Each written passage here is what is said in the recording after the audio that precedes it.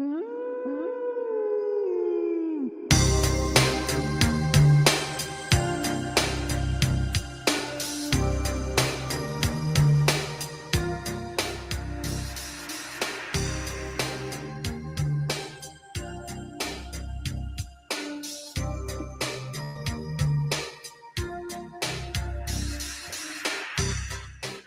3 Wrestling Podcast. It is opening day 2025 for Major League Baseball.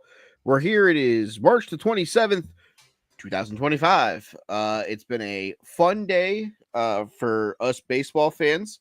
It's kind of like Christmas morning. For us wrestling fans, we are 4 short episodes away from WrestleMania. A little bit further away on the card than I would have hoped for. Jim, I think you're muted. I did. I had myself muted. I usually do that in case, because I like to give myself a clear the throat before the episode starts. So I always mute myself, but forgot to unmute myself. Yeah, I think we still only have 4 now. I think it's this one and 3. We have 6 official matches. We have the 4 title matches. We have Randy Orton versus Kevin Owens and Reigns, Punk, Rollins. We're 6 matches in for sure. We're six matches, and we're 4 shows away from. Yeah. I mean, where was the countdown from? 28 days. Yeah, we're under 30. Yeah. Wild. They need to. They need to start moving on that a little bit. I too like to live life dangerously. Yeah, it was 23 days as of Thursday. So yeah, 23 days away. There's 4 episodes of SmackDown, 3 episodes of Raw. And granted, I mean we're getting very, very close, I think, on at least a couple more matches. I would say there's probably 2 matches added tomorrow night on SmackDown if I just to get us to an even 8 before we even reach the final 3 episodes of Raw. So apparently there's all sorts of drama going on with the Hulk Hogan family. Oh, I read the Linda Hogan Facebook. Yeah, like Linda was going off about how like Terry's ruined the whole fucking family. This goddamn sex addict. My daughter doesn't talk to me no more. Brooke, who's married to Stephen Oleski, former Hershey Bear and Washington Capitol, played in the NHL for a number of years. But she apparently has responded to Linda's post and says she has suffered mental and physical abuse since childhood. So, and then of course we know all the things about Nick Hogan. Real winning family over there. In the Balea, at least with the adults, pretty fucked up, and Nick pretty fucked up. Brooke seems to be trying to better her life. Yeah, a little bit. So, I at least wish the best for her. I will say that, unless she comes out to be a horrible human being like the rest of them, and then, well, not great, Bob. Well, yeah, brutal stuff there. All right, Joe will be joining us shortly. He is on the commute home from work. We have a WrestleMania topic that I'm bringing to the table. We are going to take the 1 through 10, 11 through 20, 21 through 30. Love this. I love this, by the way. This is fantastic work. Basically, the way that we're going to do it, you have to have especially for 1 through 10. Now, this will change as we move on through the duration of what's going to happen, because there are more titles that get added. There are more things that get added to the shows. So for 1 through 10, had to have an IC title match, had to have a tag title match, had to have a WWE title match. 7-match card. Can only use a wrestler 1 time, can only use a title 1 time. Now, when we start adding things like the United States title, the women's titles become more prominent matches on the show, those will be mandatory matches, and we'll probably go up to 9 matches at that point to appease. Yeah, I was gonna say, I feel like once we clear 20, I think, is when we really probably like 21 gotta, through 30 and 31 through 40 is where you're gonna ratchet up the titles quite a bit. yeah, and it's probably gonna go from 7 matches to probably like 10. Yeah, Because you're gonna have to. I mean, the U.S. title is there for 20. because it was WrestleMania 17 when WWF had bought WCW. Because like I remember they had WCW superstars in the crowd. Yes. Because I'll never forget this. I was like watching it with like buddies of mine, and like all of us were like, "Oh my god, it's Stacy Keebler." I forget her name in WCW. Miss Hancock. Miss Hancock. We're like, "Oh my god, Miss Hancock." And like my one buddy, it got real quiet and so serious. He goes, "Oh my god, it's Lance Storm." To this day, when I see a couple of my friends that were there, because like they're guys that like I don't see all the time, but like if I see them, I'll be like, "Hey, remember when Brian went fucking ape for Lance Storm?" If I could be serious for a minute. It was wild, dude. It's so good. Fucking 14-year-old guys going crazy for the legs of Miss Hancock, and one motherfucker. Oh my god, it's Lance Storm. Diabolical work by old Brian there. Oh god. So yeah, maybe what we'll do is for 11 through 20, I'll look and see how many US title matches there are. Maybe we just make it a mid-card title, because I know the European title starts floating around at the back end of this. Yeah, and I felt like the cards too started to get, I mean, a little better in terms of once we cleared like 13 through 20, I feel like the cards started to get a little bit more meat on them. So I feel like maybe we can bump it to 8 matches for the next set. Yep. And like do like a mid-card, like a mid-card title, and just spoiler alert, kind of hard to figure out 7 matches. It was a bit of a chore once we cleared 5, which sounds insane because some of these fucking early WrestleMania cards were like 17, 18 matches deep, and they were just hot garbage. Well, I mean, WrestleMania 4 had a 96 match card because it was all the tournament. Oh, yeah, but even like you look at like WrestleMania 7, I think because that was my first WrestleMania I ever watched. And like WrestleMania 7, I think, if memory serves, has 17 matches or some dumb shit like that. Jesus. 15.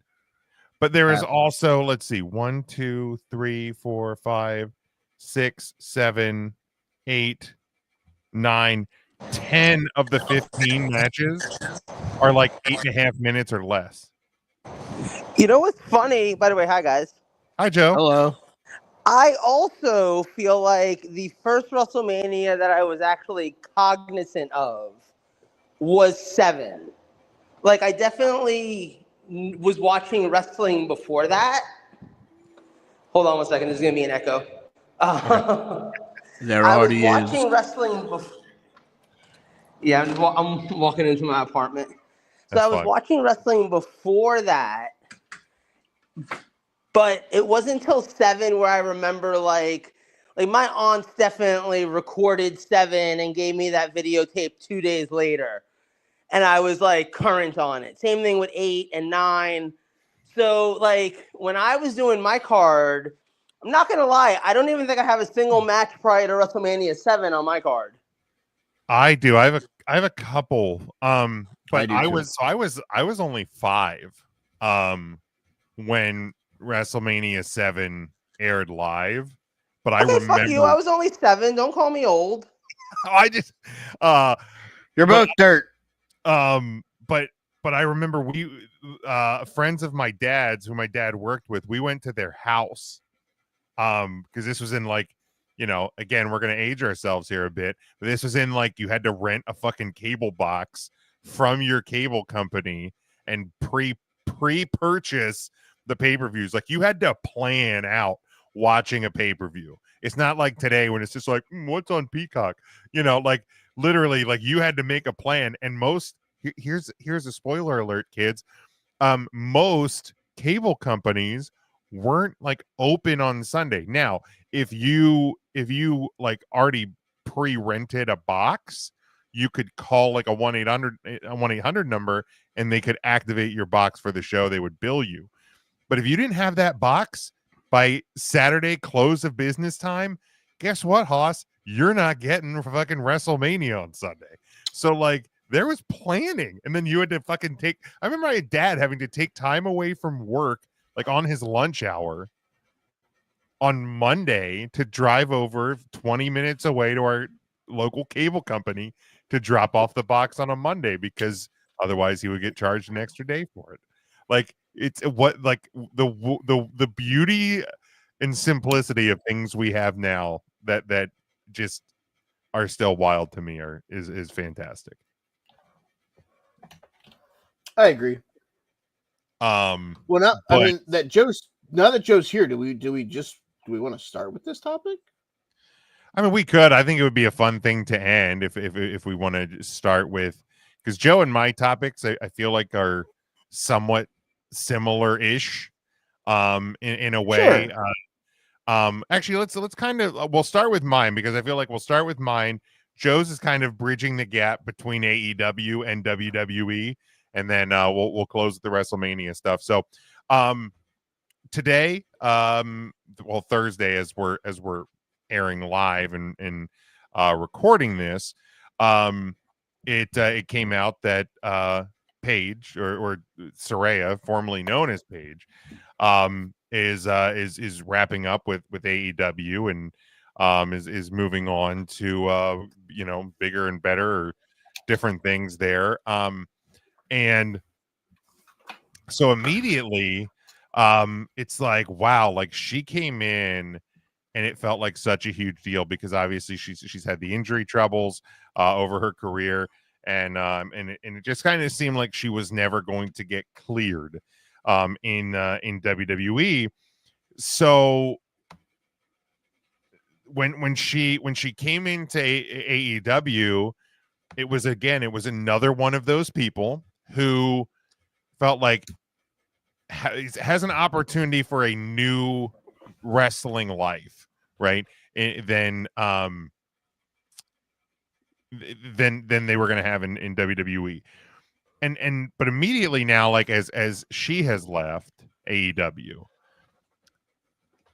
like this kind of gets added to a number of wrestlers who have gone to AEW, and it felt like it was a big deal that they were in AEW, or they were people within AEW that were kind of these, I hate to use pillars, but like the foundation of what AEW was supposed to be and kind of building itself to be.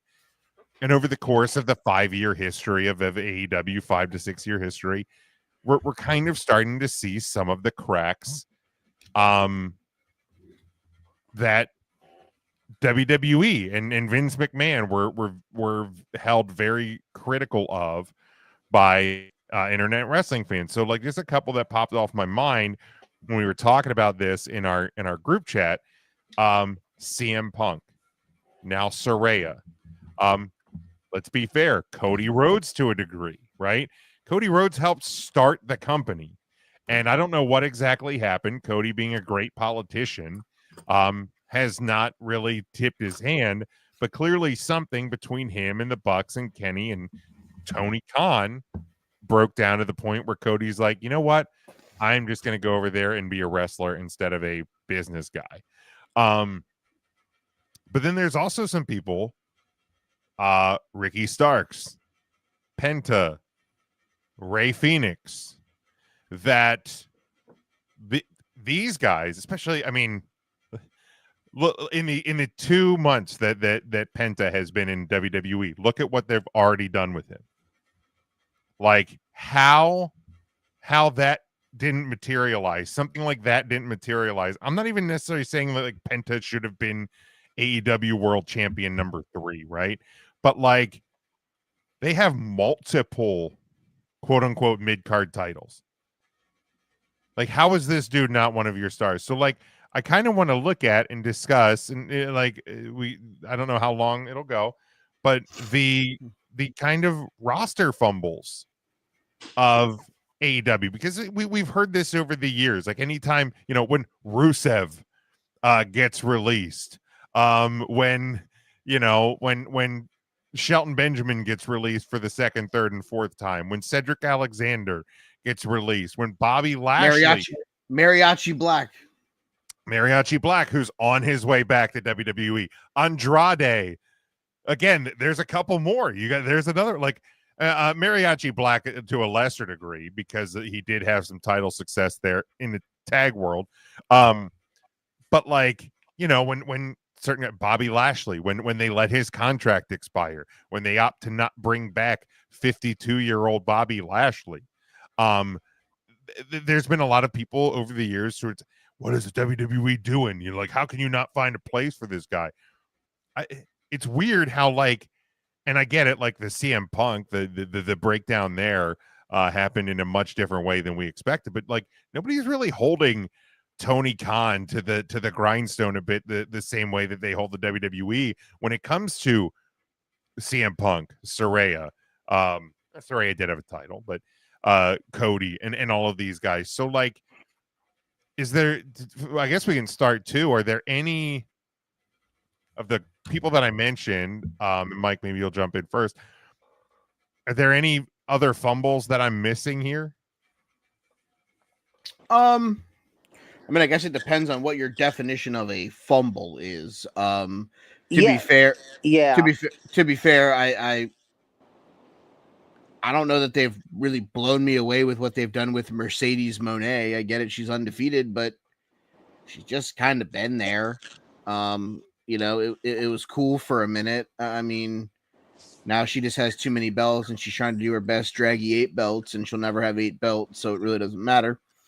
Can we be honest for a second? Sure. It's easier to count the people that they didn't fumble than it is the people that they have fumbled. Because if you're looking at the people that they haven't fumbled, I think there's 2, maybe 3 or 4 if you want to count the Hurt Syndicate, because I feel like that's working for what it is. Like, it's exactly what it should have been. So, like, I'm okay with that. But I think you have to go back to, like, Jon Moxley when he first debuted, and, like, the consistency that he's had. He's never not consistently been at the top. And I think you have to look at Toni Storm, who they, without question, made a huge star in AEW after she was fumbled in WWE. Those 3 names or entities, if you, like, I count the Hurt Syndicate as one whole thing. Yeah. Are the success stories. Everyone else, and I agree on Mercedes Moné. I think Cope goes into this conversation. I think FTR goes into this conversation. Long term, they fumbled everybody. They haven't fumbled. They haven't fumbled Jericho as annoying as he is. Oh. They haven't. I personally don't feel like they fumbled FTR because they went right into what everybody wanted them to do from the get-go. The fact that they haven't refreshened FTR, which it looks like they're trying to do right now, if you watched the last couple weeks of Dynamite, look, that could potentially be something to rinse and repeat with them. There are also some mid-card guys that have been released that I don't feel like they missed on. I mean, as annoying as he is being part of the learning tree, like Big Bill. He was like not every one of them is going to be a home run. Sometimes the single up the middle is just as good because they were also being fumbled in WWE. When you're looking at the level of talent that's been released, Big Ass wasn't. I mean, no. In WWE, no. Even Daddy Ass, right? I mean, I look at it from this regard. There are some pieces that they've absolutely smashed. Timeless Tony Storm, Jon Moxley, Swerve. To an extent, like I said, Chris Jericho, the first couple years that he was in the promotion. Now he's just kind of there collecting a paycheck because, well, he's the Nueve. And it looks like they're trying to get Ring of Honor a TV show. But what I will say is there have been enough misses that the hits don't feel big anymore. Yeah, and like, I mean, even right now, like they're going back to a title feud with Swerve, which I love, and I'll love it if Swerve wins. But unfortunately, and I don't remember if it was on here on 3CT that we were talking about it, but like it feels like we're gonna finish playing out this Death Riders thing. So Swerve's gonna be an unfortunate victim of that. Which sucks. Because if I'm AEW, I'm putting that title back on Swerve and just letting the Death Riders fizzle out, like however it's going to be, because this version of Jon Moxley, and I think because of the Death Riders, stings out loud.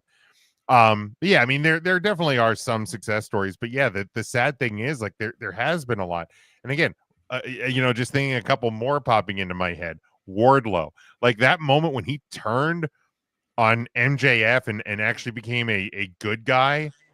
The journey between then and now, and I don't even know the last time, and is he hurt again, or are they just not using him?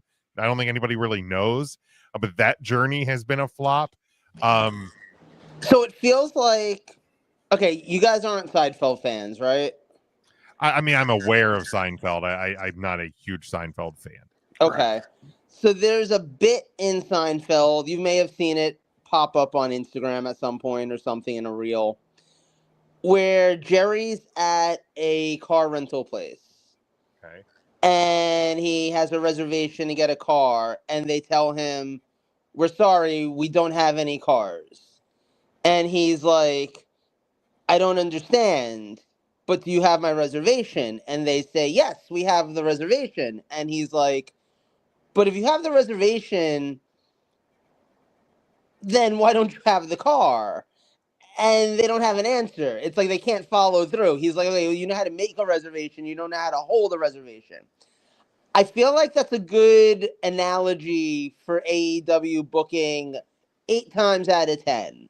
Because I feel like AEW booking and WWE booking has both been in the past this at times, and I'd say even under Triple H, we've had a few moments. I'm looking at you, Wyatt Six debut, where you get a big moment, you get, Aleister Black, Malachi Black, whatever his name is, debuting in the all black against Cody in the all white. And it feels like this guy's going to be the biggest deal ever. And then within about 3 months, he's doing nothing but 6-man tag matches. It's like, and like I said, like you can liken it to, I mean, the shiningest example of this in WWE history, in my mind, is the Nexus. Those guys had the coolest debut of anybody, and it went absolutely nowhere as quickly as possible. And I feel like that's where just a lot of AEW's booking is. We have this cool thing, and that's it. Please keep watching. We have a cool thing, and there's got to be follow up. There's got to be something exciting, something different, something that makes you want to tune in every week and say, "Oh, okay, this guy's a star. I want to see him." It's almost like the joke at this point even is like, "Oh, if they sign this former WWE guy, it's like, oh, great, someone's gonna get lost in the shuffle." There's not follow through, and I think that's the problem. Yeah, and it's and I think the wildest part about it is when AEW first started, the big thing with everybody was talking about how AEW felt fresh, felt new, felt different, felt this, felt that. And in a lot of ways it did, because what they were doing, they're giving us dream matches. They were giving us things we never saw.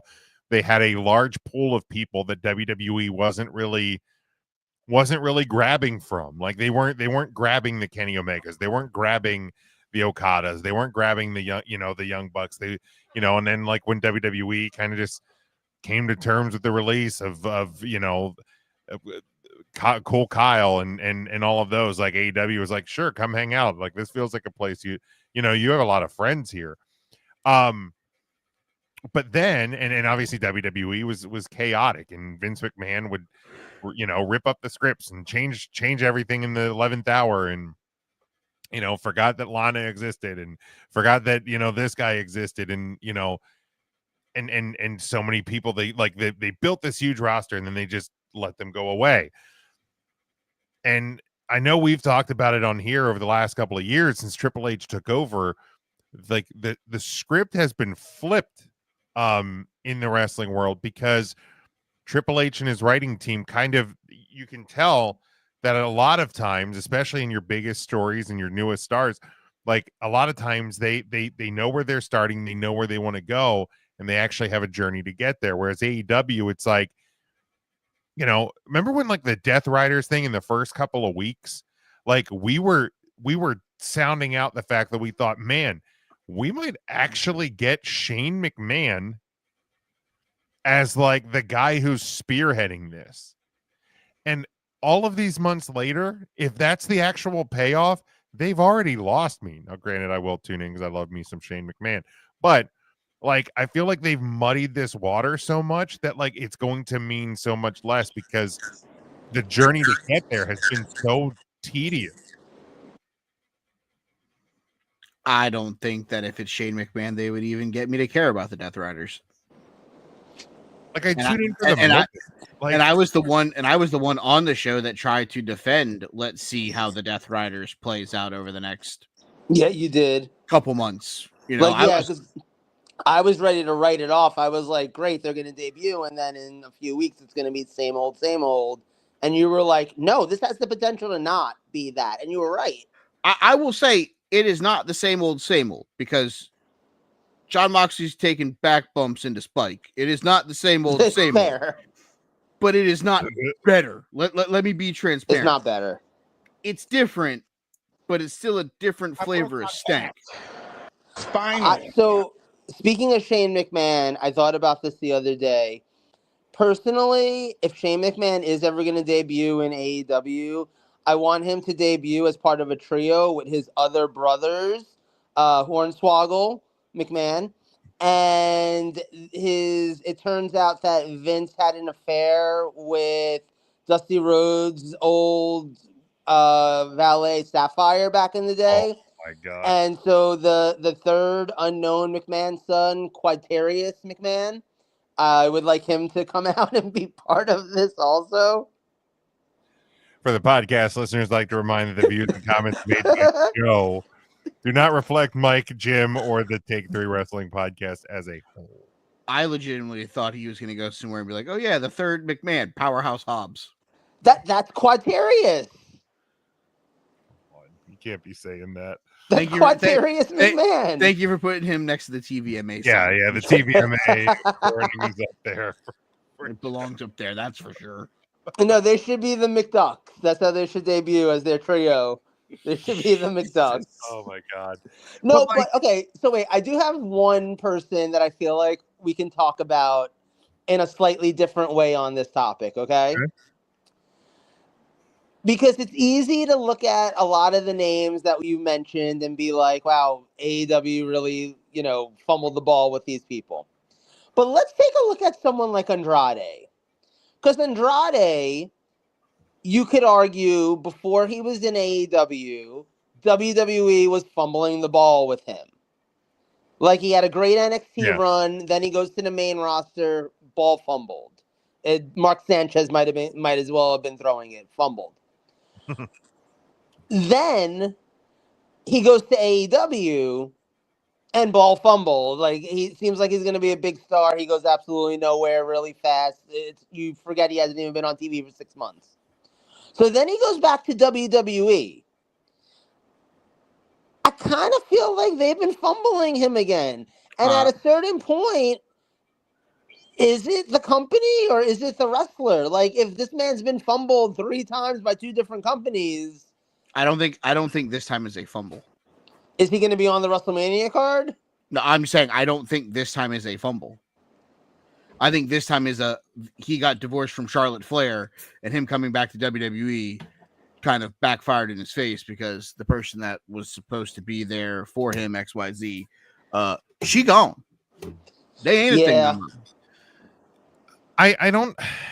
I'm not quite ready to put him in the fumble category yet, because like he is on TV weekly, pretty much weekly. And like I'd like to see, like, in the post WrestleMania world, like, so between like Mania and Money in the Bankish, is he actually going to get like a US title or an intercontinental title shot? Is he going to get chances to wrestle Gunther, Cody, Jey Uso, stuff like that? If he is, then that tells me, hey, we kind of have a little bit of a plan here. We have an idea that this guy might be something. If he continues just to like wrestle Karrion Kross every week and not get any title shots or whatever, then okay, cool. He's just going to be a wrestle on TV dude. And then it's kind of in that fumble category. And or is it like maybe he's just not what we wanted him to be? Because there's also that as well, because like I think Rusev / Miro falls into that category. Like, I know, like, it would be very easy to be like, boy, Tony Khan fumbled that one as well. But like, part of me feels like Rusev / Miro is just a hard motherfucker to work with. Like, he seems like he could be a pain in the ass. So like, while I do think that Tony Khan fumbling, especially some of the bigger names, needs to be studied. Like, sometimes some of these undercard guys, they're undercard guys, and like, I mean, even to go back into like the WCW era, and WCW and ECW and WWE, and or even like, you could see guys that maybe went from like TNA to Ring of Honor to, get a scratch moment in WWE in like the early 2000s. Like, sometimes mid-card guys are mid-card guys, and they can kind of be interchangeable. You use them for a while and then you just get rid of them. It's like a video game that you're like, let me try this, and I like buy it, play it for a little bit. You know what, man, I'm cool. Let me go sell this at GameStop and get something else. Like, sometimes like you just are the filler game when you're like, man, I've beaten this one multiple times. I'm tired of playing Madden for a minute. Like, let me just go get something to play with for like 2 months. So who do we think is unequivocally the biggest fumble that AEW has had? And you know what? I'm going to say the name, but I don't think it's their fault. I think injuries played a significant role in the fumble. It's Adam Cole. That's a good one. That's a really good one. Because if we don't have that stupid ass ramp at Arthur Ashe where he destroys his ankle, right? I think that Devil storyline plays out 1,000% differently. The recovery from that injury took 8x longer than what anybody thought it was going to. And then he comes back and like he takes out MJF, but then like MJF comes back and has been doing more than Adam Cole has been doing since taking him out. And he's just kind of been there. And it's not one of those things that he hasn't been great. Yeah, the Adam Cole, like the Adam Cole thing in AEW is a bummer to me. Like, Adam Cole's a great answer, but when I think about AEW fumbles, to me it gets no bigger than CM Punk. Like, you had a guy who left WWE at the Royal Rumble at the start of WrestleMania season. And let's be fair, he was going to be, I don't know if he was going to be the Daniel Bryan spot, but CM Punk was going to be heavily involved in WrestleMania. Mm-hmm. Like, he was. I think he was supposed to wrestle Triple H instead of Bryan wrestling twice that night. Yeah, and that would certainly make sense. And then not only did he leave, he went scorched fucking earth, right? Sued the WWE, went on the podcast. Fucking he like think about like from like WrestleMania 30 time, the next couple of years, whenever there was boring stuff, and there was plenty of boring stuff. CM Punk chants, CM Punk chants, CM Punk chants. Like it was this groundswell, right? To like where WWE, like the McMahon started playing into it. And then you create this company, and the day AEW is created, it was when CM Punk going to get here. You went from playing like filling what 3,000-4,000 seats in arenas to selling out the United Center in Chicago. Like that night, like that like the first dance or whatever they called it. Like that was must-see TV on a Friday night. It was the last must-see TV show that I feel like AEW's had. Yeah. And like it that moment felt like it was like watching that for me, like watching that. Tim and I did like a special live episode of 3CT after. It felt like it was going to be a turning point for AEW. And within a couple of years, he's broken, he's beaten down, and and you choose Jungle fucking Jack over CM Punk to the point where it's not like Punk disappeared. It's not like he went, you know what? I'm going home. I don't need this. I have my money. I'm going to go home and be with my wife and be with my dog and just be CM Punk. He went back to the play. And I understand Vince isn't there. Like I understand that the landscape of WWE has changed. But he went back to the place that he went scorched earth on to work for the idiot son-in-law, and it to the point where not only did he go back there, CM Punk is like shaking hands and kissing babies. Like this dude has been there for a year and a half. He looks healthy. He looks happy. He looks like he's in the best shape of his career. He's hands-on at the Performance Center in Orlando. Like he is by all accounts, is a model employee for World Wrestling Entertainment. That's how bad Tony fucked up. You fucked up.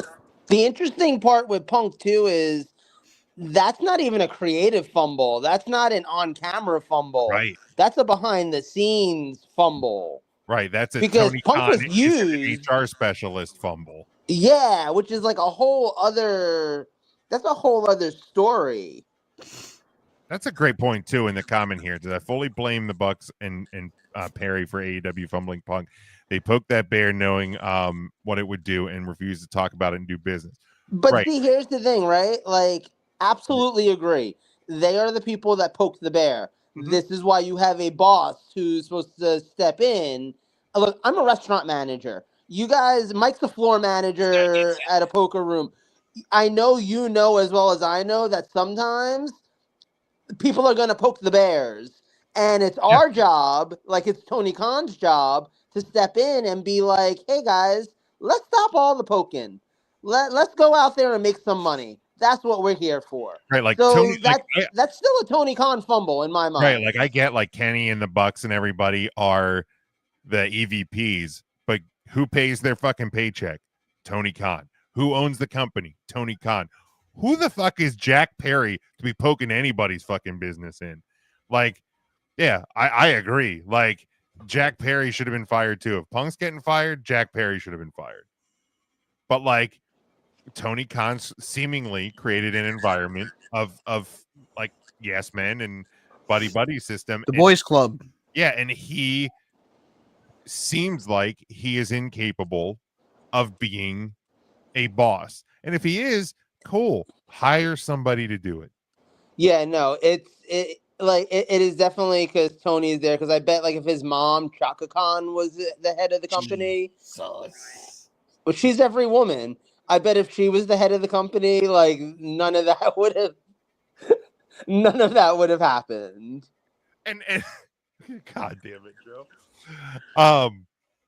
Right. And like that's the thing. Like, now granted, I'm sure Vince McMahon actually did love firing people, but there's also a reason why he had a Johnny Ace and why he had a Mike Carano and why he had, other people that would be, the guy that would make the phone call. And the commenter here says my honeymoon phase with AEW ended the day they fired Punk. I think it did for a lot of I was people. going to say you're not the only one. And don't get me wrong, like I've checked back in the last couple weeks. I've watched Dynamite. There are some fun things there. Like Timeless Tony Storm is fantastic. Like I said, Swerve is great. Like I can see they're making an effort. And when we talked about a couple months ago, their decision to switch to smaller venues is awesome. I don't even know where they were this week, but like the venue was a little bit tighter, so they didn't have like the tunnels for the entrances. The screen was on the floor. They came around from the back. I thought this week's venue looked really cool. The crowd was hot. The crowds have been hot lately. So like I believe they were in the hallway of the Palace at Auburn Hills. Gotcha. The Roy Wilkins Auditorium in beautiful St. Paul, Minnesota. Beauty. Yeah, I knew they were in Minnesota. But like, so in small ways, I think AEW is starting to get a little bit of the feel that it had when it first started. Now, granted, they were in bigger buildings and it was new and fresh. They're trying. I'll give them that. But like, yeah, it's you can't ignore. And look, I know there was rumors. Brie Bella even mentioned it like in an interview somewhere that like there's a possibility she goes back to WWE with Nikki and they does some sort of appearance. Even from that standpoint, like Brie Bella never appeared on AEW TV as Brie Garcia, and the Garcia twins never showed up. But like the WWE had like the Bella twins and the WWE had a full-on split, like to the point where like they renamed like the Bella's podcast was like the Garcia twins because WWE holds the trademark for the Bella twins. And it was like this big thing of like, oh, we don't feel like we're at home there anymore and blah, blah, blah, blah, blah. And like, we're distancing ourselves. And now you have fucking Daniel Bryan Danielson is like the right-hand man of Tony Khan for a minute. And you couldn't get the Garcia twins in AEW. Like whether you like them or not, some of the most decorated and popular women in the WWE's wrestling history, at least modern history, and you can't get them in the door to do something like that in and of itself feels like a small fumble. So it's like, man, what are you doing from a talent relations standpoint? Like, figure it out, bud. Like, AEW running small venues, but you know what isn't small? That big bitch Megan Bain. Oh, yeah. I feel like you set that one up. Because that Megan Bain is a big bitch. A big bitch. Best promo in the game right now. Oh my God, you're a big bitch. It's fantastic. Commenter here says, maybe I'm wrong, but I lose a little respect for any talent that goes back to WWE after leaving on any sort of bad terms. I get it's a business, but so many hypocrites. Yeah, I mean, I get it. I get it there, but like, but I think that's why the WWE's always kind of had the, especially Vince, but it looks like Triple H as well. Like, there's always like, it is about business. Like, wrestling is a business. So like the Ultimate Warrior, they did the fucking Rise and Fall of Ultimate Warrior DVD.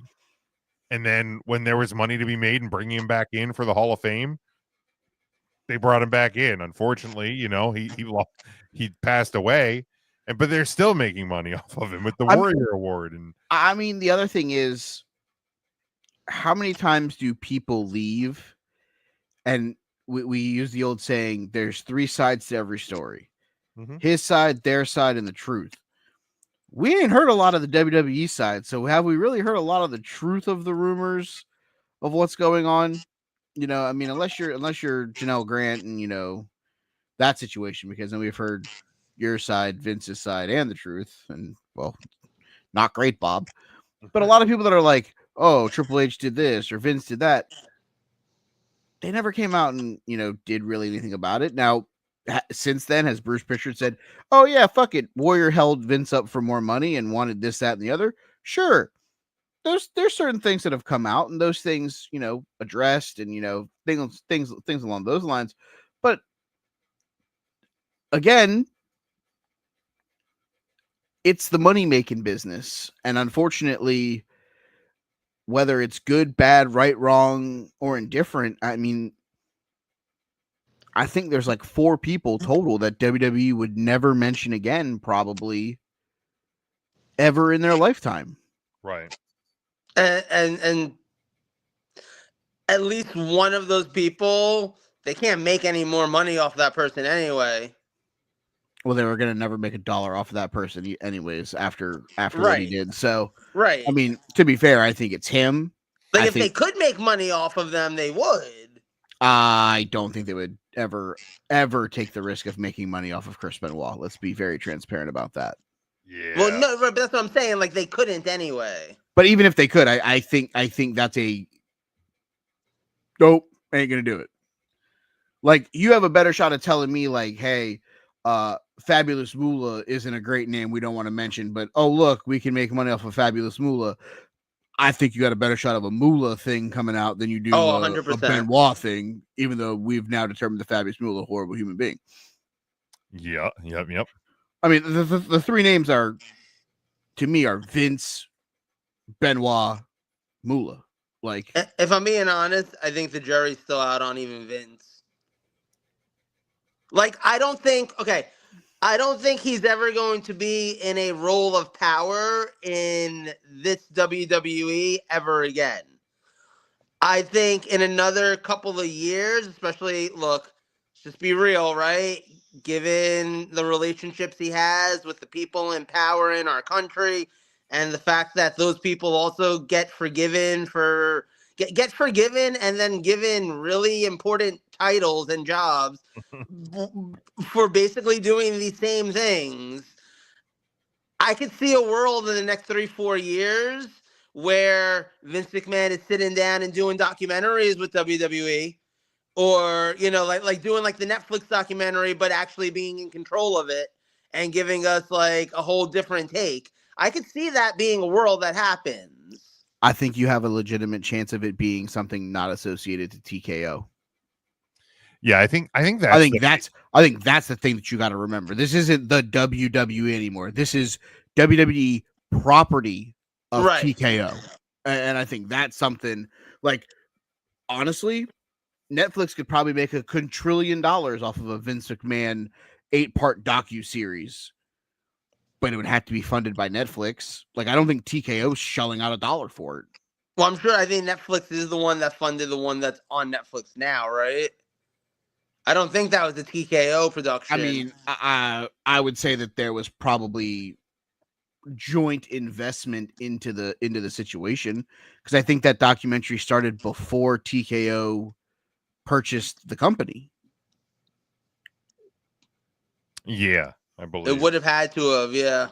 So, because at the end of the documentary, it's like, oh, he sold it. They brought him back and he sold an XYZ. Yeah. So, I look at it from the standpoint of, could he be doing documentaries of some sort? Yeah, potentially. I to the comment, I don't think they will include the triple threat from Mania 20 in their top WrestleMania matches list that are being released. That Shawn, Triple H, and Vacant. Yeah, we'll cover that. We'll talk about that list once it's finalized. Mm-hmm. But what list? WWE on their YouTube channel is releasing a match a day, the top 20 Mania matches of all time. That's cool. WWE's YouTube channel is killing it. They just put out that NXT show that was like the year before takeovers became a thing. San Yeah. Francisco, WrestleMania play button. Yep. I might go check that out. That was a we were- great show. We I were saw a there. lot of It was pictures. a really fun show. But yeah, like and we can kind of transition a bit to Joe. Holy shit! It's a top 50. Top 50. They're on top. They're on the top 20 now. Good Christ Almighty. But we can start kind of transitioning to Joe's topic, because in a way, now granted, this guy has not been a quote unquote fumble. I wouldn't say. No, quite the opposite. I'd say quite the opposite. This current run of him, I think, stinks out loud. But I'm looking forward to seeing what he does after. But Joe, take it away. just real quick, yeah, because I feel like Jon Moxley has become a little bit of a polarizing character. I think his current run has a lot to do with that. And like you said, it's not been his best work, but he's consistently been in the main event, and he's one of the only people that's a multi-time world champion in AEW and all that. So, and here's the thing too, and this is where like the question kind of came up for me. If he were to go back to WWE, there's no scenario where he doesn't go back and instantly become one of the main eventers in the company. He's proven record, biggest star in AEW, multi-time world champion, and on top of that, inherently connected to Seth Rollins and Roman Reigns, and all that would come with that.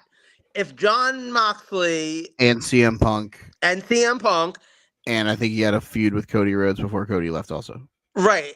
But even if nothing else, even if you just went with the Rollins and Reigns of it all, even if you just went with the Shield, Jon Moxley showing up in a WWE ring at some point in the next 6 months instantly throws him into the main event picture, because there's no way they're not acknowledging, as they do now with all the Rollins and Reigns stuff for the last year or so. There's no way they're not acknowledging the Shield and the importance of that and having these men interact with each other. So if Jon Moxley were to go back to WWE, it's as a main eventer. Right. My question is, do you want to see that? Do you want to see, if you had the option, if you randomly found out that Jon Moxley within the next 6 months was going to go back to WWE, would you want to see that happen? And why? Or why not? Yeah. I mean, Seth Rollins even kind of grazingly mentioned Moxley the other week in a promo. Like, he didn't obviously mention him by name, but like when addressing Roman, like he kind of grazed, that there was a third man out there or something like that. So here's what I'll say. I have less than zero interest in Dean Ambrose returning to WWE. Okay. The idea of Jon Moxley, now granted, in the WWE universe, where we're still getting the crowd getting censored on Netflix, when they yell "fuck you, Cena," we're not going to get Jon Moxley being suplexed onto Spike. Okay. Wait, we're not getting Spike with him? I mean, if we do, it's probably like rubber nails. We're not. I don't think we're getting like the legit Spike. But like the idea of Jon Moxley, who pre WWE was kind of a CZW deathmatch indie guy, who came through the system and then became part of the biggest trio of all time, blah, blah, blah, blah, blah. And then goes and ends up in a place where like he's free to do like whatever he wants. And has been extremely successful over there. And AEW's like helped him through some like personal issues and stuff like that. So like Jon Moxley, the dude, has like become what seemingly a better person too, which is awesome. He was always my third favorite guy in the Shield. Like I was never an Ambrose guy, but like and if this was Vince McMahon's WWE, zero interest, because he's just going to be like you know, the what the hell did they what was his like nickname? The Lunatic Fringe. Lunatic Fringe. Jesus Christ, I managed to block that out. What You're the welcome. fuck does that even mean? I think it means he wears like fringy clothes and he's kind of crazy about he's it. a little bit crazy-ish. He's allergic to denim. Right, like what the fuck does that even mean? But in a Triple H world where the TNA champion can show up in WWE, and like when they get a guy who's like wrestled in New Japan, and or a girl who's wrestled in Stardom, or you know, like Michael Cole and Pat McAfee and Joe Tessitore, like you can say the quote unquote dirty words when it's just the realities of the wrestling world. Like, now granted, they still talk how Cody went away for a few years, like, but I would actually be intrigued, especially with Rollins being still at the height of his powers, Roman Reigns being at the height of everyone's powers. Like I would absolutely be interested in seeing Jon Moxley drop in on an episode of Raw on Netflix. Like, sign me up for that, bud. Absolutely. What I will say is I don't necessarily know that I'm all in on.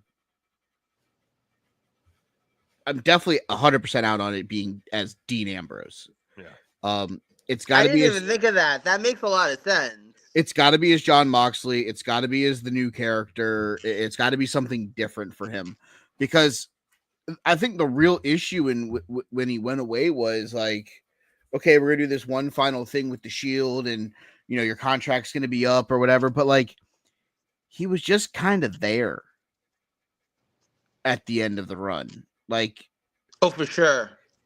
he checked out, and I don't need the checked out Dean Ambrose back into it. So give me Jon Moxley, let him come in, let him do some cool stuff. I mean, I'm not opposed to it, but I think this is a longer than a 6-month thing. Like, I don't need him right now. There's too much going on in the main event picture. And I get main event can be different to you than me. You know, main event to me is he in the conversation to close one of the nights of WrestleMania? Jon Moxley, Dean Ambrose? No, he's not. Not right now. 2 years from now, Roman Reigns, Seth Rollins, both contemplating retirement. You know, you want to bring the three of them back together, have a 6-man tag, and then have a triple threat match the following year, and that be their final matches, and they all ride off in the sunset together. I'm not opposed to it. But the reality of the situation is this. A WWE world right now, whether it's ran by Vince McMahon, whether it was ran by Triple H, they're not ready for Jon Moxley deathmatch superstar. And that's what he's doing right now. And that's his character.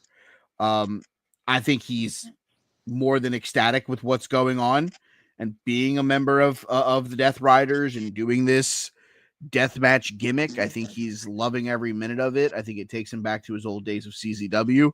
Whether Renee Paquette loves it or not, that's another story for another fucking time. She's voiced that displeasure. But I think right now you let Mox be Mox. You let him finish up this stuff. You let him, you know, if you're telling me 2 years from now, are we all in on a Jon Moxley appearance and potential 1 or 2 year run before the three of them all ride off in the sunset together? Yeah, I could do it. But March 27th, 2025, I don't need him in the next 6 months. I think there's too much other stuff going on. The Cena retirement tour. Punk and Cena are inevitably going to have a moment. You're going to have Randy and John. You're going to have Gunther coming out of the world title. You're going to have Jey Uso. You're going to have other pieces. You know, obviously you have the Roman stuff as it is right now. I think there's too much stuff going on. I'm living in a world where I hope Braun Breaker loses the IC title to Penta at WrestleMania so we can put Braun Breaker somewhere in the world title picture. I just think there's too much going on right now for a guy who doesn't fit what WWE is doing to be there right now. No, that makes a lot of sense. Do you okay? But Do you think we will see Jon Moxley one day in WWE? I hope so. I hope it's something finality with the Shield before they all ride off into the sunset of some sort. Now, whether or not it's in a wrestling portion of it or it's a Hall of Fame induction and he is there to accept something along those lines, that's another conversation to have.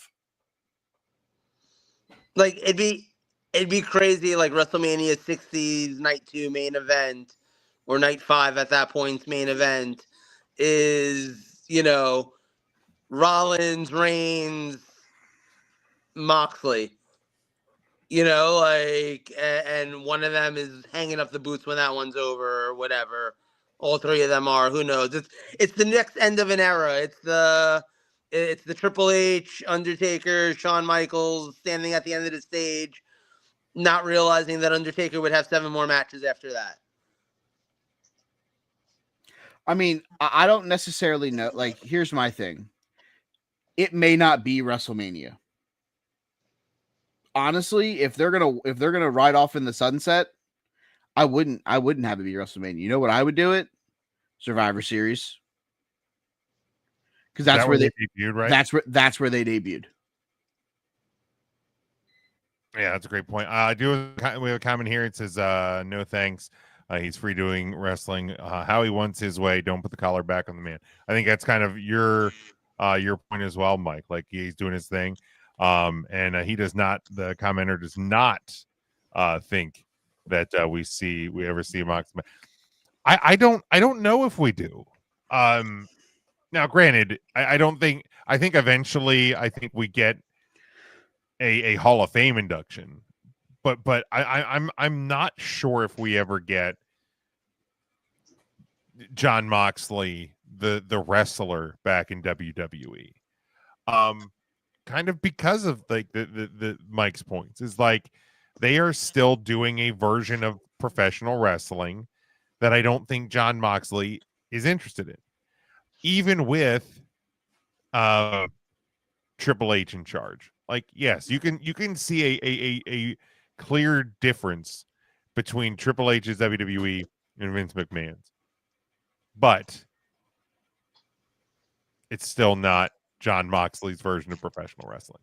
You know what's funny is, like, I'm sitting here thinking about this. Remember the old story, the year that Moxley fought Brock Lesnar at WrestleMania?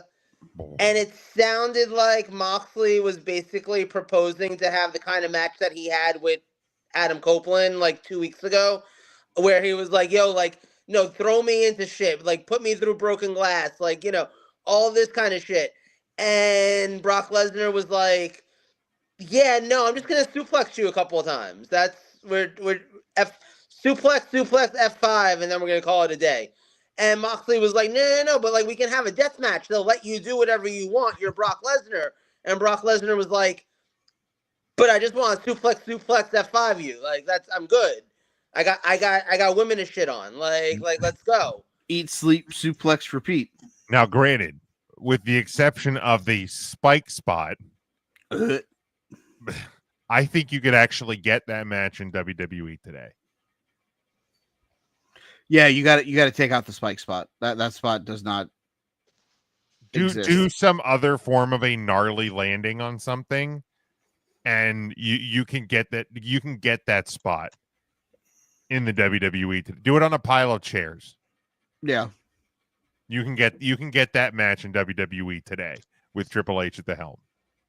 You guys want to do WrestleMania cards? Because I've been excited for this one all day. Hell yeah, I'm all in, man. Mike. All right, so I teased it at the beginning of the show. Basically, what we're doing is as we lean down, we're gonna chunk off the WrestleManias. We got 1 through 10 tonight. Next week, 11 through 20. Then we got 21 through 30, and then 31 through 40. Joe, you were not on us with us at the beginning of the show. I did say as we progressed through. Because the U.S. title gets included coming up. The women's title becomes more prominent. Yeah. We'll probably bump this to 8 matches for the next 10. Once the U.S. title gets involved, because I think it's at the end of next one, what we'll do is we'll do a mid-card title spot. Like you just put either the IC or the U.S. title. And then the following one where it's 21 through 30 will be, you got to have a U.S. title match. You got to have an IC title match. So these cards will get a little bit longer as we go, because that's what WWE has done with WrestleMania since its inception. Basically, the rules are can only use a wrestler once, have to have a WWE title match, have to have a IC title match, and have to have a tag title match. 7-match card. I think there's some matches that we're all going to have. I think there's going to be some matches that none of us have except for one of us. Like Joe said, he's excited about this one. Because he's that excited, it's the most excited I think he's ever been. He actually did a list for this. I don't see how we don't start with Joe. All right, am I supposed to give you this card like in a card order? Can I just start with the world title match? Like, just honestly, if you want to bounce around however you want, just let's each do a match. Okay, Let's make this. I'll go for my world title match. I feel like I might have a different title match than either of you guys. I know you picked Sid. Oh no, Sid wasn't the champion. That was not a title match. Sorry, but you got the right WrestleMania. I think that from that first 10, the best title match for the world title was Ric Flair versus Randy Savage. So like that's what I went with my title match. That was a really good world title match. It was. That was even a great storyline. I remember having the WWF magazine with the Elizabeth and Flair photos before we all knew what Photoshop was. Yeah. To be fair, it was in the running up until about the last 3 for myself. I had it down to my final 3 of the WWF title matches, and then it reached the cutting room floor because I used Randy Savage somewhere else. And that's why I figured that, like, Savage. So this is interesting, and we'll get into this one next week. But, like, I was already starting to work on my list for, like, 11 through 20. And oh, shit, which of these matches do I pick from these people? Because there's so many that, like, and then it's a title match or it's not. And, like, it actually gets interesting where you're eliminating things. So yeah, like choosing this title match, it was easy with Ric Flair. It's the only WrestleMania appearance he makes during this time frame for up until 10. Fucking wild. And with Savage, it was okay, if I'm deciding to go with this, I'm ruling out him versus Warrior at 7. I'm ruling out, him versus Steamboat for the IC title. Like you're eliminating a lot of possibilities, but it's my favorite title match. Possibly, honestly, it's in my top 5 like favorite WrestleMania matches of all time. Period. So I had to have it on my card. Jim, do you want to give out your WWF title match? Let's do the title matches first. Sure. Yeah. This was not the first match that I selected.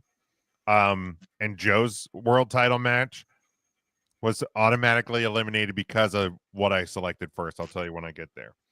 But my world title match, and I think this was like the third match I got on my card. It is Hulk Hogan versus the Ultimate Warrior at WrestleMania 6. Now, I do have a backup because technically I know this was a double title match, but like, let's be fair, it's a world title match. Yeah, I would just call that a world title match. I would use it for the WWF title. Yeah. Okay, good. I had Hogan Andre as a backup. But no, I think that was just nobody cared about the IC title in that match. Okay, cool. No. Hogan Warrior then. My WWF title match is Hogan versus Andre. Nice. It gets the nod solely because of where I used Savage and where I used Warrior and where I used other people throughout this card. Therefore, I went with this one to solely base off of it was the best available out of what I had left. Because there were some other matches that I had to get on the show that kind of took precedence, I felt, over the WWF title match. So I stuck with Hogan Andre. Probably the top 3 of WrestleMania WWF title matches out of this slate of of matches. I mean, Luger and Yoko and Brett at 10 weren't great matches. It was a cool story because the Royal Rumble ended in a tie. Yeah. The shit at 9 with Brett and the Salt and then Hogan and all that. I'm out. Obviously, Savage and Flair would be high up on my list. I'm out on Sergeant Slaughter. He didn't do anything for me at WrestleMania 7. So, now I'm very curious where Warrior and Savage are ending up on the rest of your card. We'll find out momentarily. Joe, your IC title match. My IC title match. Remember, I said I basically went from 7 through 10 on my card. Mm-hmm. Not for a lack of looking at the other cards. For the record, I looked at every single one.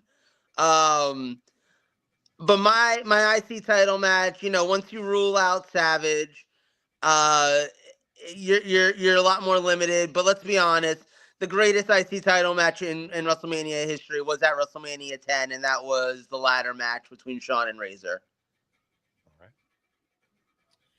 All right. My IC title match. The crazy part is, I wasn't even considering the ladder match. There's 2 matches. This was the second match that ended up on my card, and again, it's because of what ended up first. But my number one my Intercontinental title match, Randy Savage, Ricky Steamboat, WrestleMania 3. Nobody's gonna be mad at that. Yeah. Yeah, I mean, honestly, I'm not gonna lie to you. Those 2 matches were the 2 matches that I had down at the very end for the IC title match. I went with Joe. I went with Shawn and Razor in the ladder match. Again, because of where I have Savage. I have Savage somewhere else in this show that I think I know where you have it. I needed it. So, yeah, I love the ladder match. I love Savage Steamboat. It's one of my favorite old WrestleMania matches to go back and watch. I can't say enough positive about either one of these, but I did go with Shawn and Razor from WrestleMania 10 in the ladder match. I feel like Savage is going to be in a place where it was like one of my hardest cuts because I wanted that title match, that world title match that I had. Joe, your tag title match. Okay, so my tag title match. So hear me out with this one. Here it comes. I wanted my tag title match because it's not like there were really any amazing tag title matches in those first 10 years. I wanted my tag title match to represent at least like a bunch of wrestlers that I really like from that time period that I wanted on this card in some capacity. So that narrowed it down to me for 3 title matches, and also with people that I haven't used, obviously, okay? The 2 matches that didn't make it for me, I considered putting Demolition versus the Powers of Pain from, I think that was Mania 6. So that would have been my earliest Mania. I considered that one because I love the Demolition, but there were other wrestlers I wanted to get on my card. So then I considered WrestleMania 9's Money Inc. versus Brutus Beefcake and Hulk Hogan. The Mega Maniacs. Hulk Hogan. Great point. There is no Hulk Hogan on my WrestleMania card, if I'm being honest. I did not make the cut. I did want to get Money Inc. in, though, and it turns out they fought for the tag titles or defended them, I don't fucking know, at WrestleMania 8. And they did that against your upcoming Hall of Famers, the Natural Disasters. So that's my tag title match. Natural Disasters, Money Inc., WrestleMania 8. All right. Joe just loves him from WrestleMania 8. I do. I fucking do. I almost included the 8-man tag just for the Family Feud guy's entrance. Jesus Dude, I respect it. WrestleMania 8 is a fucking hoot, and I loved it in the Hoosier Dome. Okay. Honestly, we were just talking about IC title matches.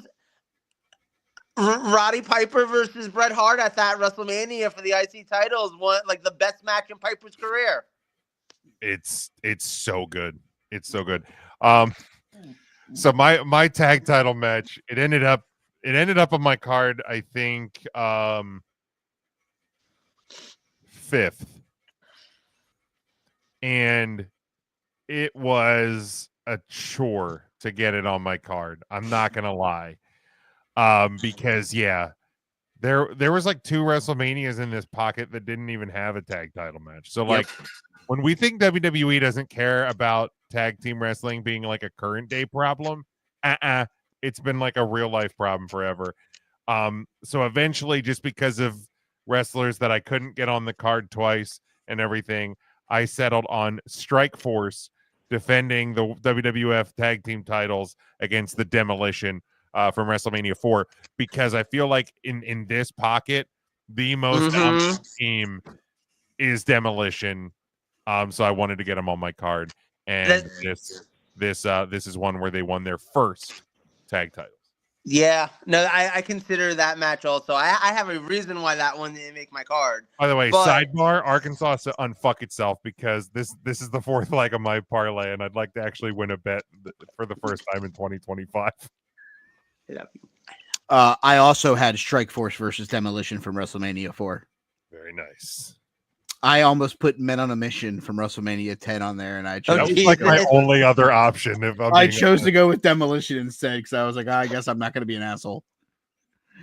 All right, so now that the title matches are out of the equation, we can now just kind of rip some matches here. Joe, what's your first of the next 4? So, I'll use this one because, like I just said, I did consider Demolition versus Strike Force. The reason why I didn't include that is because if I was putting this card together, Jake Roberts versus Rick Martel in the blindfold match from Mania 7 is absolutely making my fucking card. No question. That's one of the most entertaining matches in this lot of WrestleManias. I don't care. Like, I don't care how stupid it was. That feud was awesome, first of all. That feud when he came out and it looked like his eye, he was actually blind and all that. It was amazing. The arrogance, the can of arrogance. Arrogance. It was everything I loved about WWE feuds back in the day when I was a kid. It was, and even now, like, it was everything amazing. And I'm sorry, like, as crazy as that match was, as stupid as it was, you can't tell me that you didn't pop every time Jake Roberts pointed in a direction and the crowd went, yay, or boo, or no. Like, it was so perfectly done for what it was. Like I'm saying this as an almost 40-year-old man. If there was somebody who created the can of arrogance today, just as a display piece, I would fucking buy it. But yeah, I'm not gonna. If there's any like matches that I have on my card that you guys mentioned along the way, because now I'm just gonna go like from 4 through 7. I'm not gonna spoil alert anything. The next match, my first non-title match, this was the first match on my card. So there was 2 matches in my favorite wrestler's career that I was like, one of these has to end up on the card. And it's the Battle Royal with Bret Hart from WrestleMania 2. Yeah, from WrestleMania 2. No, I had to pick between the Intercontinental title match at WrestleMania 8 with Bret Hart and Roddy Piper, or WrestleMania 10, Bret Hart and Owen Hart. And as good as the Intercontinental title match was, that opening match from WrestleMania 10 is easily one of the best WrestleMania matches in WWF history. And to the point of like, will WWE include Triple H, HBK, Benoit from their list? I haven't looked at it if it was on here at all, but the sad thing is, because of what happened at the end of Owen Hart's life, this match will not get the just dessert that it deserves on that list, I'm sure. But that is my first non-title match. I will double down. I have Bret versus Owen as well as my Bret Hart match, and I also have it. And I'll go as far as saying this. We've talked about it on this show, specifically last week when we deep dived our WrestleMania card for 2025. We said the opening match is also a main event match. WrestleMania 10 proved that. Yep. Because that match could have opened the show. It could have been in the middle of the show. It could have closed the show. That was a main event match. Yep. they have to that match has to be on this show. I don't know that there was I mean, obviously the Roddy Piper match is one that you could heavily lean on to for Brett as well. But I started this card. The first match on there was Sean Razor. The second one was Brett Owen. I locked the two of them up and I just kind of erased them from my minds for the rest of it very easily. Yeah, no, that match is on my card too. There's no question. That's one of the best wrestling So it has matches of all not time. been hit. It has not been in the WWE's top 50 list yet. Again, it started at 50. They're at number 20 as of now. It's a Hasn't gone top 10 there yet. match. I agree with that comment. It shouldn't have made the list yet. Correct. My theory is it won't be on the list at all because of what happened. But I will even say, like, even past WrestleManias 1 through 10, if you look at the 40 years worth of WrestleMania history, that's still a top 10 WrestleMania match of all time. Yeah, I agree. It's so good. So Joe hit on his next with Brett versus Owen. So Jim, what do you have? So this is where it started to get a little murky. Because with, knowing that I couldn't use, and I didn't, for me, because at this point we hadn't discussed if we could have like multiple intercontinental title matches. Like we knew we just had to have one. For me, I'm like, no, I can't include two. So at that point, the ladder match between Michaels and Razor is out. Mm-hmm. Shawn Michaels doesn't have a good Mania match otherwise. Because his only other really good one was against Tatanka to open WrestleMania 9. And I was like, well, I mean, he had a good match with Rick Martel. I'm like, yeah, God. Or against Tito Santana at WrestleMania 8. But I'm like, man, it's not a. So I'm like, okay, well, I can't get a Michaels match on here. Then you start contemplating, could I put the Rockers in there? Yeah, and then I'm like, they didn't have a good WrestleMania match. So I was like, wait, stop. Like, Undertaker has to be part of like a WrestleMania list in like every step of the way, right? So now I look at, he has 3 matches in this. He has 9 against Giant Gonzalez. Nobody's putting that on any of their lists ever. If we're talking like bests. Then it's Jake Roberts at 8 or Snuka at 7. Neither are great matches, but I put The Undertaker versus Jimmy Superfly Snuka at WrestleMania 7. It's the match that started the streak. I'm not mad at that. I considered it too. Ultimately, I couldn't do it, but I considered it. Like, and especially for me, because like I ruled out him versus Jake. What a stupid thing. Sorry, Joe. You're good. Stupid thing. I should have cashed out that parlay at 3 Stupid legs. sports betting. What a fucking dumb thing. God damn it. I didn't lose much money. I don't want anybody to panic. But I haven't won a bet in 2025. I don't bet every day or anything, but Jesus H. Anyway, fucking I will, spoiler alert, I do not have an Undertaker match on my card. No, me neither. Just because, like you said, WrestleMania 9 turd sandwich. So bad. WrestleMania 8, not really all that much better. Nope. So I think you're guaranteed to see an Undertaker match on my next 2 cards. I will say you're going to see it probably on my next 3 ones. Yeah, probably. The 30s are rough. They're rough, but you got to remember there's boneyard match. Spoiler alert, it's going to be on my list. Yeah. I will tell you that today it is on my list. Yeah, I can cross the Undertaker and AJ Styles off from 31 through 40. Very easily. My next. No, I didn't hear there's a WrestleMania 9 document. Sign me up. Oh my God, yes, please. I'll take the morning off of work if I have to watch that thing. Straight into my veins. I love WrestleMania 9. God damn, that's great. A toga in every corner. All right, Mike, I think you're up next. I'm up. My next match, here it is. WrestleMania 7, the retirement match. It is the Ultimate Warrior versus Randy Macho Man Savage. I decided that once I put the ladder match in and it killed any shot of Savage Steamboat, I started going through it and I'm like, it's not Crush at 10. No. He was out for 8 and 9. Or no, 8 was Flair, but I was like, well, do I want to use Flair? Do I want to go? Because I told myself also I wanted Andre on this card because this is the only time Andre is available. Hey man, he was thanks a for big- checking in on us there. Thanks, bud. We'll be back here next week. Yeah. So I went Warrior Savage, the retirement match from 7. Great match. I enjoyed Absolutely the great storyline. match. So yeah, that one just worked when for you me. didn't have the Savage in your title match or Warrior in your title match, and you didn't have Savage in your Intercontinental, I was like, he's putting the retirement match Yep. in. Fantastic. Yep. Yeah, it's the only reason I'm sad that I used the world title match that I did is because I couldn't get the retirement match in then. Fantastic match. Great match.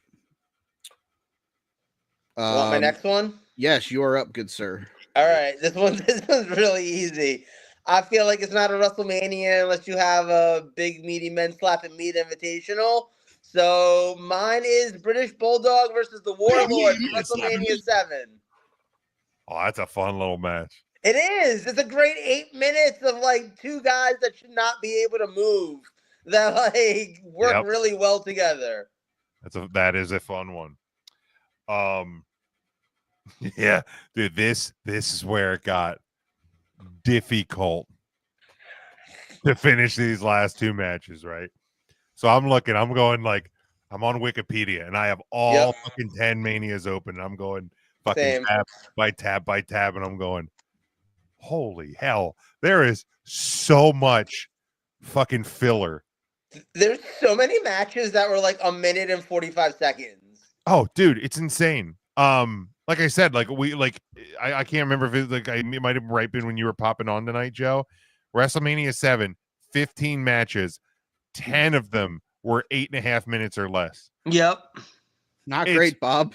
It's including wild. Warlord versus the Bulldog. It's wild. Yeah, I think that one was 8:36. Yeah, that was the longest of those. Jesus. But like I'm sitting there, I'm like, wow. Like if you bought a crab cake with this much filler in it, you would punch the chef in the dick. Like that's how bad some of these manias were. So ultimately, I settled on one from the first WrestleMania that I ever watched, which was WrestleMania 7, and it was as a fucking 5-year-old.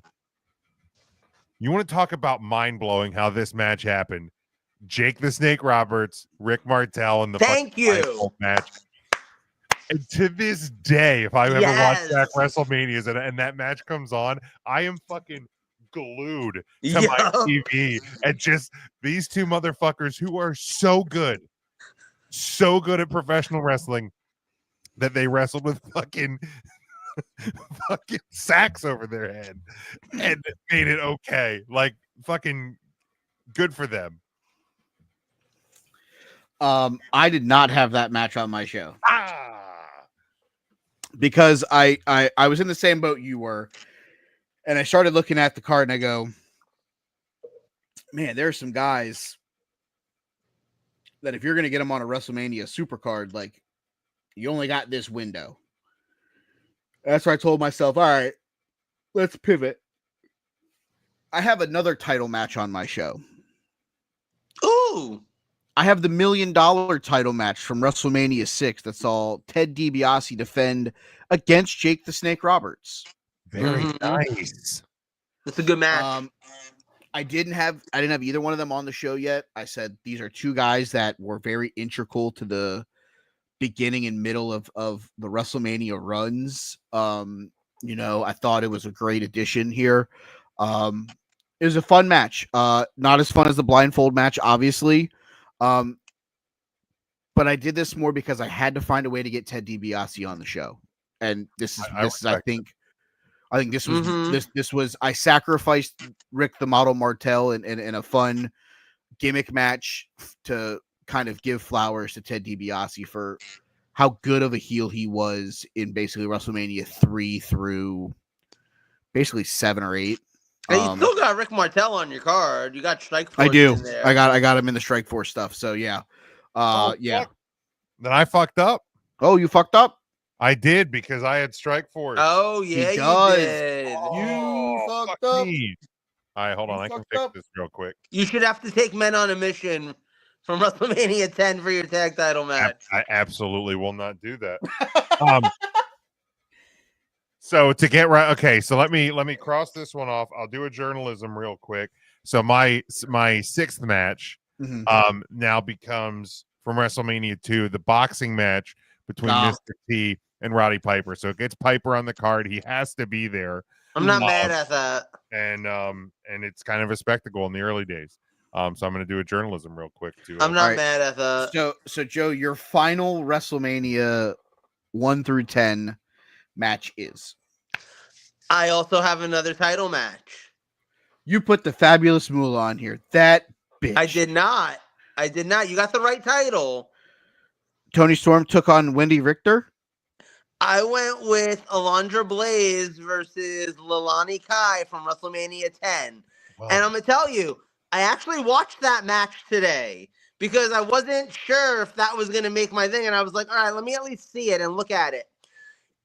In an interesting way, it is the perfect match for where women's wrestling was to where women's wrestling was going. It was the perfect, it's only like 3 minutes and 40 seconds. It was the perfect little Alundra Blaze being what, let's face it, you don't have any of the women's wrestlers we have today without Alundra Blaze in 1992 in WWE doing what she was doing. And it's her literally fighting against someone who defended the women's title at WrestleMania 1, who was literally the old guard versus the new guard in WrestleMania 10, and the future won out. And like I said, I don't think you have any of the women's wrestlers we have today if you don't have Alundra Blaze back then. Also, too, fun note, and I tried to take video of this, but like my phone wouldn't capture video off of Peacock, so you're gonna have to look this up yourself. As Alundra Blaze was coming out to the ring, I thought to myself, oh wow, Owen Hart wrestled twice that night. And as I'm thinking this to myself, and I'm not kidding, you need to look at this on Peacock. As I'm thinking this to myself, the nameplate comes on under Alundra Blaze, and it says Alundra Blaze, and then for a split second, it says Owen Hart. And then it goes away. I'm not kidding. That is a real thing. You need to look at that.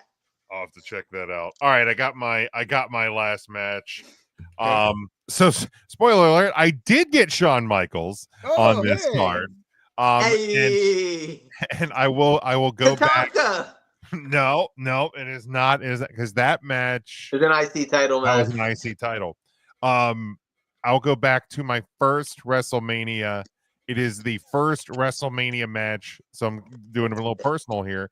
The first WrestleMania match that I've ever saw live in my life. It is the opening match to WrestleMania 7. The Rockers taking on the Barbarian and Haku. All right. I like it. Giving some love to Barb and Mang. Yes, sir. My final match. There's been a name that has been missing from my card so far. Okay. It is the Hot Rod. Okay. Roddy Piper. Jim, you went with the boxing match. I did. We talked about his match versus Bret Hart. We've talked about other matches involving Roddy the Piper, including the main event of WrestleMania 1 with Bob Orton, which would have been a fun name to put on this list. But I'm going to go into the machine here. Bob! And I'm going to go back to WrestleMania 3. Rodney the Pipers, as Santino Marella would so elegantly call him, took on beautiful Adrian Adonis in a hair versus hair match. Good one. I decided to go with a little bit more flair with the sleeper hold and him just cutting chunks of Adrian's hair after the match was over with Brutus the Barber Beefcake shears. It was so good. It was fun. It was a fun little breath of fresh air. Obviously, I would have loved to have gotten, the Brett match or, some other serious matches involving Piper, but truly, I felt like I needed a breath of fresh air on this show, and I felt like this was the perfect match to kind of give us that break. It was a fun match. It wasn't all that long. It hit all the spots. Great hair versus hair match. I got a breaking news, I think. Uh-oh.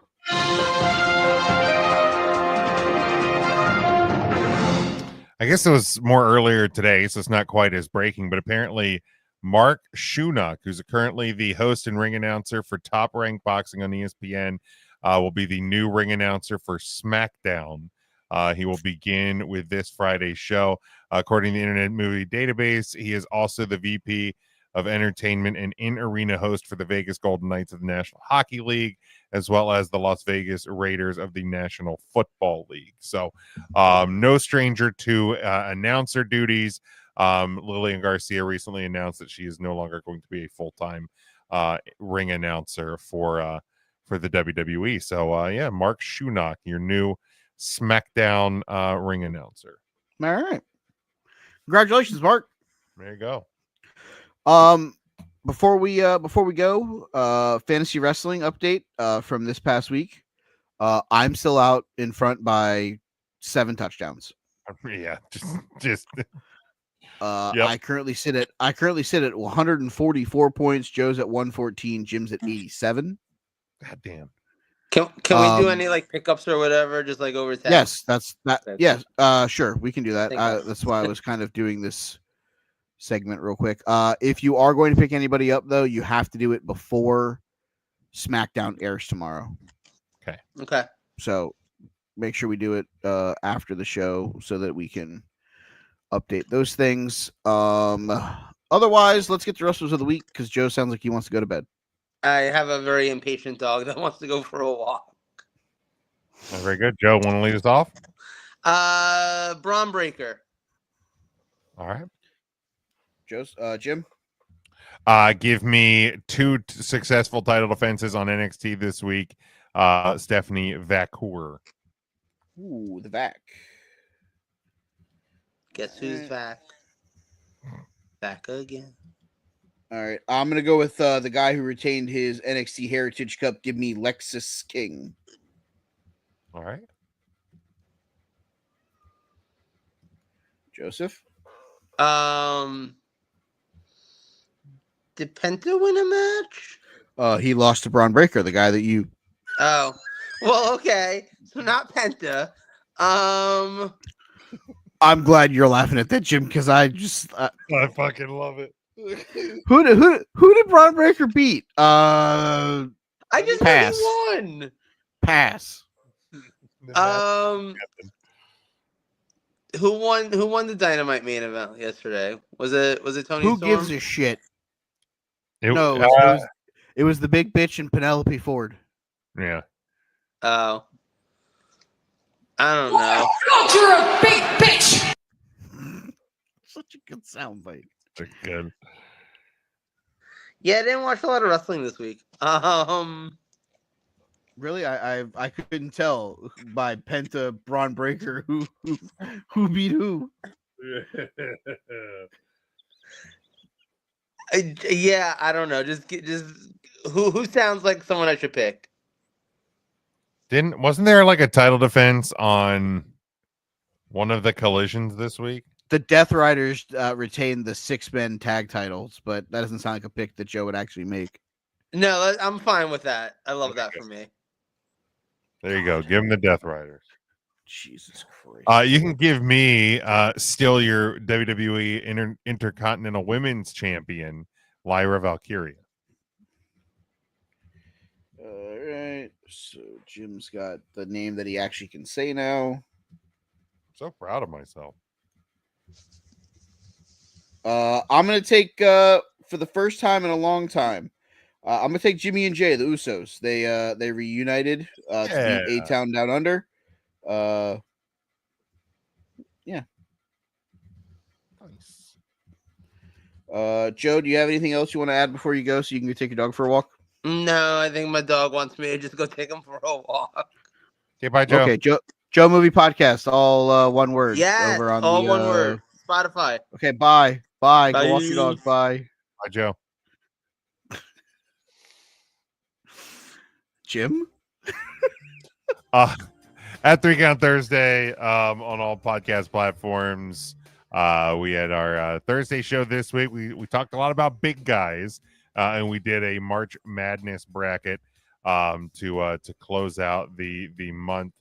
And then we have a really fun Tuesday show coming up. We have some blind rankings. We have a fun little game, and we start our get the framework for our sad songs tournament. So check that out. Yeah, it's gonna be a fun one. But head over, follow along there. You can hit the link tree at Big Jim Sports on Twitter and Blue Sky as well. Huddle Up Podcast, Discussions with a Nobody, still kind of in the off-season limbo stuff. So I'm sure we'll get something in or around draft time. But pretty much 3 Count Thursday at this point. You can follow the show at Take the Number 3 Wrestling. You can follow me at They Call Me Bird. You can listen to me talk South Florida baseball on Sunny days and double plays at Palm Beach Baseball Podcast. We launched the season this past weekend. Eventually, we'll sit down and we'll do another episode with my loving wife of our 24 Hours to Burn podcast. We just came back from Disney, so maybe we'll do a cool Disney one. We'll see how that goes. Otherwise, that's all I got. Come back next week. We'll talk WrestleManias 11 through 20. We'll talk about potentially some other major things as we lead into the road to WrestleMania right here on the Take 3 Wrestling Podcast.